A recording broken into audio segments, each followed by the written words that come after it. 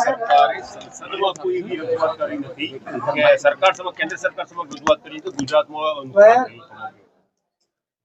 આપણે એ દિવસો યાદ કરવા જોઈએ કે જ્યારે કેન્દ્રમાં યુપીએ ની સરકાર હતી, ખેડૂતોના 72,000 કરોડના દેવા માફ કરતા હતા, પૂરતા ઉત્પાદનના બજાર ભાવ મળતા હતા, બધી જ સગવડો હતી.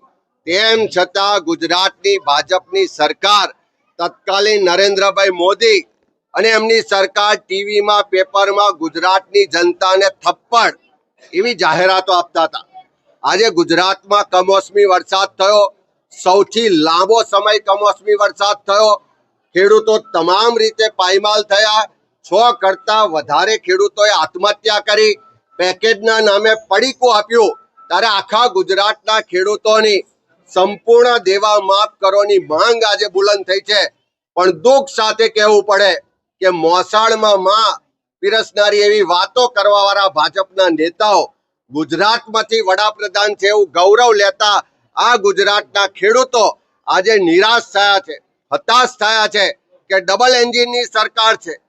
ખૂબ વાયદા વચનો કર્યા હતા, વિશ્વાસ મૂકીને ગાંધીનગર ને દિલ્હીમાં સત્તા સોંપી હતી, પણ આજે ઉદ્યોગપતિઓના કરોડો રૂપિયાના દેવા માફ કરવા માટે આ ભાજપની સરકાર પાસે બજેટ છે, પણ ખેડૂતોના દેવા માફ કરવાની વાત તો જવા દો.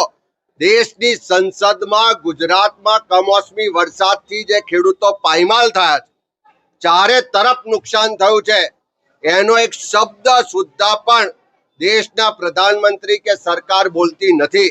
હું માનું છું કે આ ગુજરાતના ખેડૂતોની મશ્કરી છે, ગુજરાતના ખેડૂતો સાથે અન્યાય છે. જે વાયદા વચનો આપ્યા હતા એ ક્રૂર મજાક છે. એનો જવાબ ગુજરાતના ખેડૂતો આવનારા સમયમાં આપશે. અને સમગ્ર ગુજરાતમાંથી જે માંગ ઉઠી છે કે ખેડૂતોના સંપૂર્ણ દેવા માફ થાય, એ ખેડૂતોના અવાજને અમે બુલંદ કરીશું અને ગુજરાતના ખેડૂતોના સંપૂર્ણ દેવા માફ કરાવીને જંપીશું. સવાલ મહાત્મા ગાંધી મનરેગા ગીરામજી છેલ્લા 10 વર્ષથી કેન્દ્રમાં સરકાર ભારતીય જનતા પાર્ટીની છે. 3 દાયકાથી ગુજરાતમાં ભાજપની સરકાર છે.